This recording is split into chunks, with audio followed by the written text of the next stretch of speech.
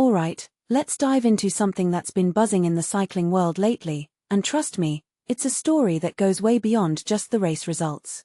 So, Pauline Ferrand-Prévot, the queen of last year's Tour de France Femmes, is suddenly facing a completely different race this time around. And here's the kicker, she's not just admitting she's off her game, she's saying the entire field has leveled up. Bold statement, right?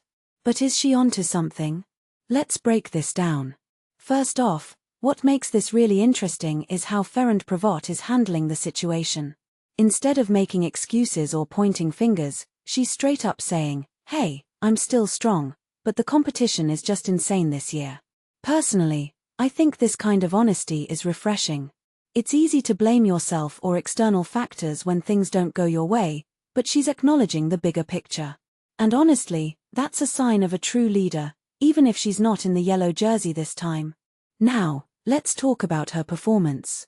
Last year, she dominated, like, 4 minutes ahead of the runner-up kind of dominated. But this year, she's 5 minutes behind after just a few stages.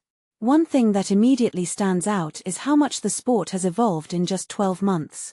Ferrand-Prévot herself said it's crazy how many riders are now at a high level.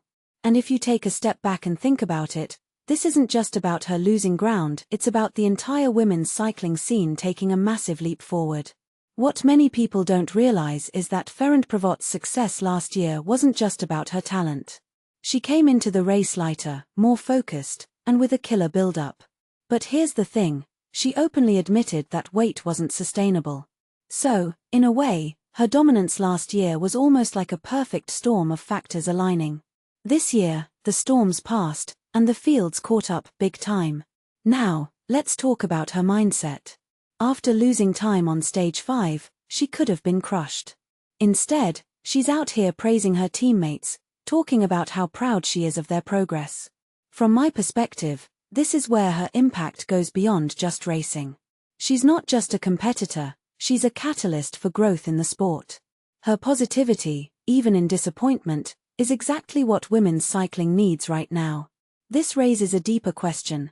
Is the rise in competition a good thing for the sport, or does it put too much pressure on individual riders? Personally, I think it's a double-edged sword. On one hand, it's incredible to see the level of talent exploding. On the other, it's a reminder of how quickly things can shift in professional sports. Ferrand-Prévot's situation is a perfect example of that. 1 year you're on top, the next you're playing catch-up. A detail I find fascinating is how she's framing her own performance. She's not saying she's weak, she's saying the others are stronger. And she's backing it up with data, like her 10-minute power output on the climb. What this really suggests is that she's not just a racer, she's an analyst of her own sport. She understands the numbers, the trends, and where she fits in. If you think about it, her reaction to this year's race is almost more impressive than her win last year. It's easy to be gracious when you're winning, but to be this upbeat and forward-thinking when you're struggling? That's rare. And it's a reminder that leadership isn't just about results, it's about how you carry yourself when the results aren't going your way. So, where does this leave women's cycling?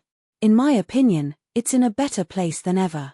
The fact that Ferrand-Prévot can say, "The level is much higher," and mean it as a compliment to the sport is huge. It's not just about her or her rivals, it's about the entire ecosystem growing. More talent, more competition, more spectators, it's all part of the same wave. As we head into the final stages of this year's tour, I'm less interested in who wins and more fascinated by what this race represents. Ferrand-Prévot might not be in yellow, but she's still shaping the narrative. And honestly, that's way more exciting than any individual victory. What do you think? Is this the kind of growth we want to see in sports, or does it come at too high a cost for the athletes? Let me know in the comments, I'm curious to hear your take.